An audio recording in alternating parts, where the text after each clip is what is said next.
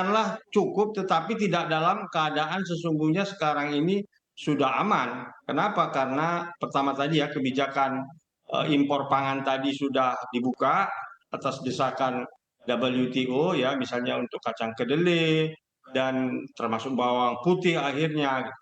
Dan kita sendiri pun akibat dari berorientasi kepada pasar bebas, akhirnya memproduksi misalnya untuk kepentingan pasar lebih utama, misalnya kelapa sawit.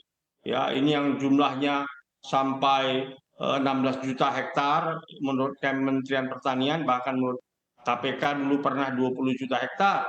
Bandingkan hanya luas lahan sawah kita, lahan pangan kita 7,6 juta hektar.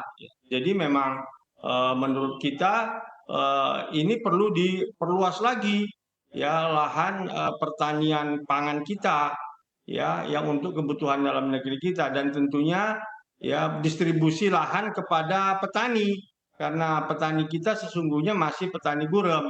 Karenanya kita mendorong pemerintah untuk terus melaksanakan reforma agraria itu, yang mana pemerintah janjikan tanah 9 juta hektar yang mau dibagikan kepada petani.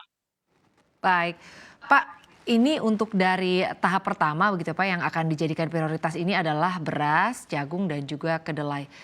Menurut Bapak apakah ini sudah tepat dan untuk jagung sendiri akan seperti apa Pak? Ya, jadi menurut saya sesungguhnya nggak perlu mulai tiga ya. Jadi bisa saja itu semuanya. Dan menurut saya juga pemerintah jangan memfokuskan diri kepada cadangan pangan pemerintah. Ini yang keliru. Harusnya serentak cadangan pangan pemerintah pusat, pemerintah daerah, ya provinsi, kabupaten, kota, dan cadangan pangan masyarakat. Jangan dipisah-pisah ini cadangan pangan pemerintah saja. Jadi segera dikeluarkan cadangan pangan pemerintah, ini menyusul cadangan pangan pemerintah provinsi, kabupaten, dan juga masyarakat.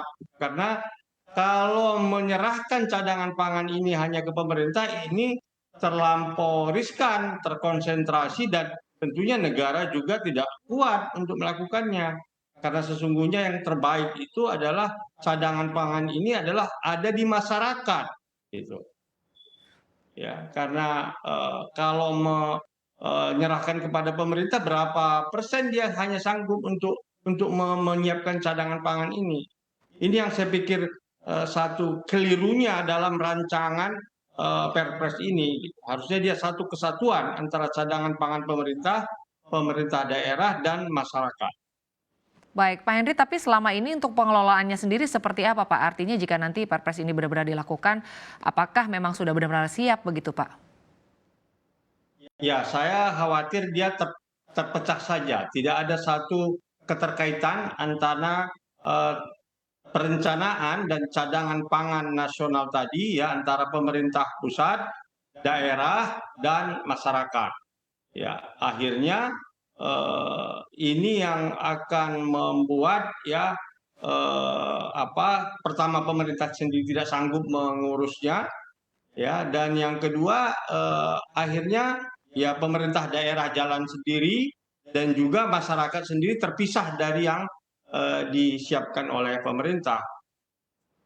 Baik, lalu Pak kita beralih membahas mengenai kedelai Pak. Seperti kita ketahui kan kita ini kedelai masih mengandalkan impor ya. Bahkan beberapa waktu kemarin kedelai ini sempat naik dan menurut kabar begitu Pak cadangan kedelai kita ini sudah mulai menipis. Nah dengan adanya Pilpres ini di tengah pelemahan rupiah terhadap dolar dampaknya akan seperti apa Pak? Tentunya dan juga harapannya kepada pemerintah.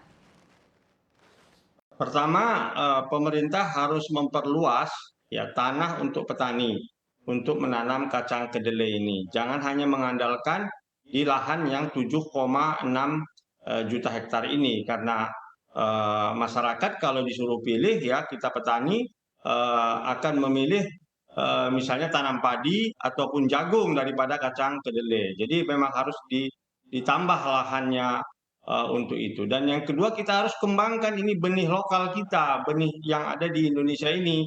Jangan mengintrodusir benih GMO, genetic modified organism, yang dari luar itu.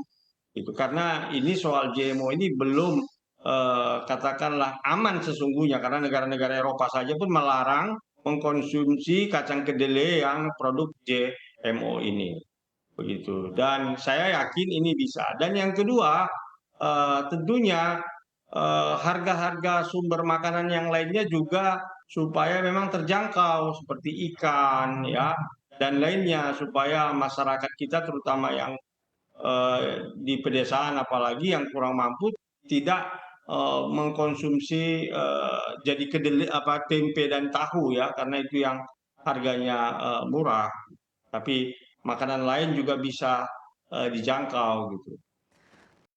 Sumber-sumber makanan yang lainnya diperluas di pedesaan. Jangan diarahkan hanya makan ya katakan yang sanggup tempe dan tahu.